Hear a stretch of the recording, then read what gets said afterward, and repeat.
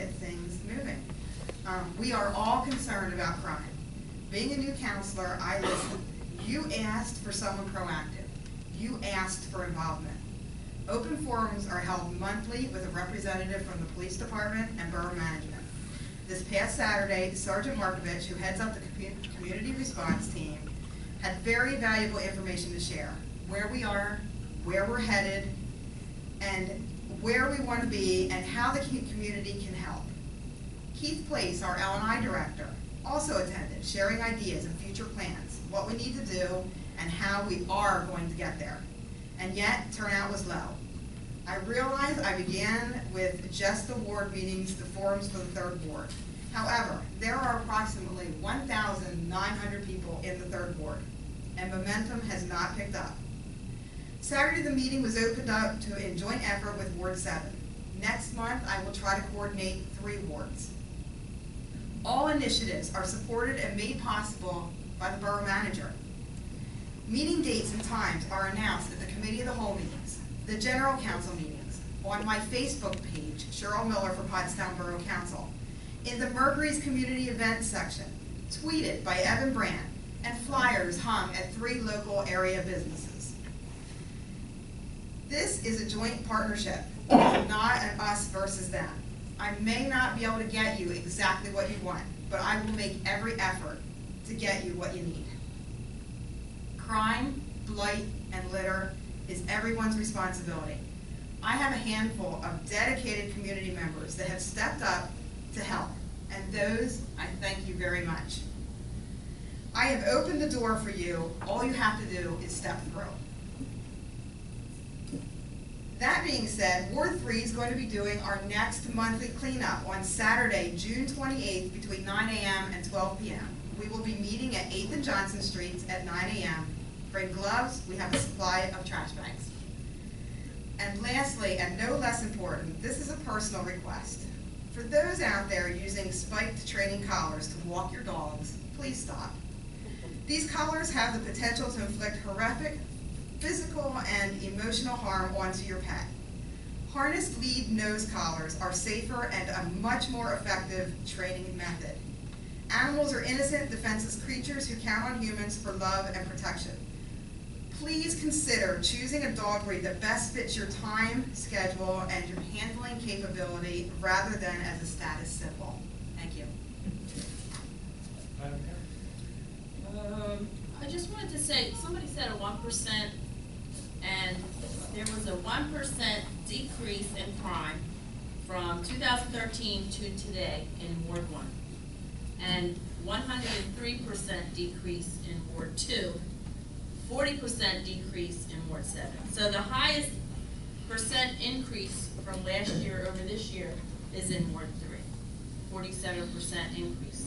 And the reason I'm bringing this up is because displacement can occur for various reasons. So, you know, historically and traditionally and maybe stereotypically, we might think of Ward 1 as all the crime or the hub of most of this type of activity. But with a lot of enforcement and cracking down, then you cause to go to other areas. And so this could be just artifactual because it shifts all the time, or it could be a true indicator of a displacement. So anytime that, you know, there's a heavy enforcement going on in one area, you can expect that there will be a shift. And also, again, not to beat an alive horse or dead on the issue of poverty. In 2010, when I was out of office, I traveled to a transformation region. And I'm not going to really talk too much about that, but I will give you the name of the place that I traveled to and encourage you to Google search Elk River, Minnesota, during the blizzard, no less, to find out how some towns are operating under different types of dynamic with very positive results. And some of those results are involved in some of the initiatives that I'm engaging offline. Elk River, Minnesota. Okay, just a couple of things that I want to add to what you stated earlier. that after I was appointed that one year and I lost by that one vote, some of the things my wife and I used to do was pick trash up throughout the town. I used to walk the first ward, my wife and I with, I don't know how old Mrs. Banks was at the time. She had to be in her mid-70s at the time. And we walked the first ward. We'd go out like at 9 o'clock till midnight, doing, crime watch and so forth.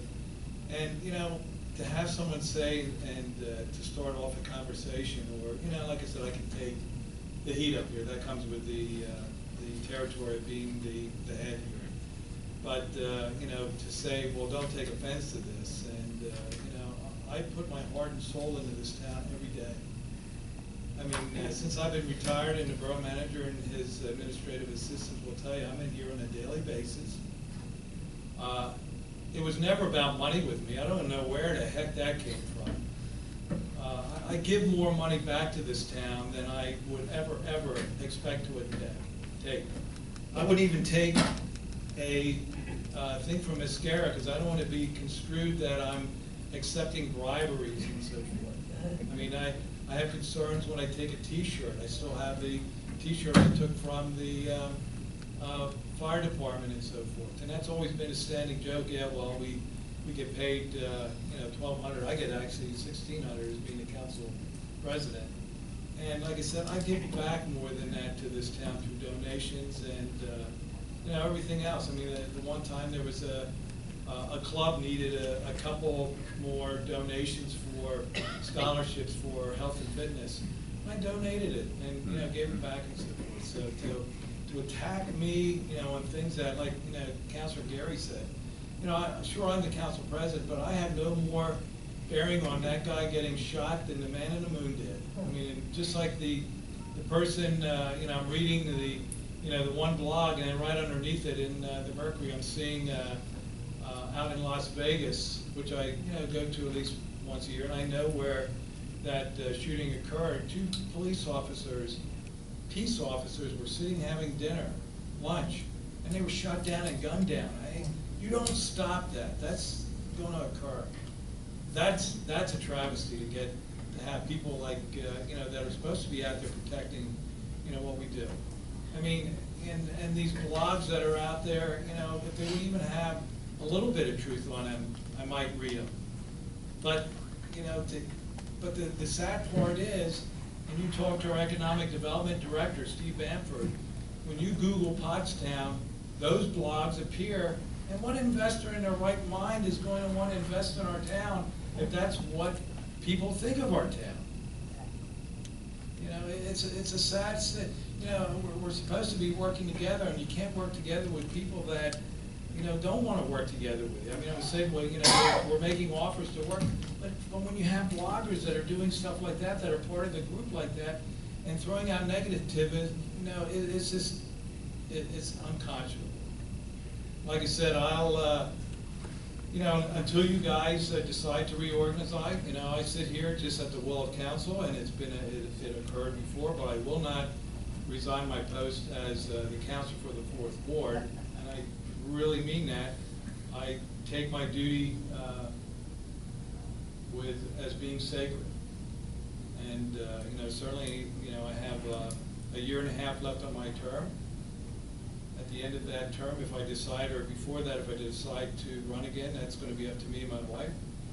But it's not going to be the citizens of the town making that decision for me. It's going to be my wife and I making that decision. And the voters will decide if I warrant being in that seat.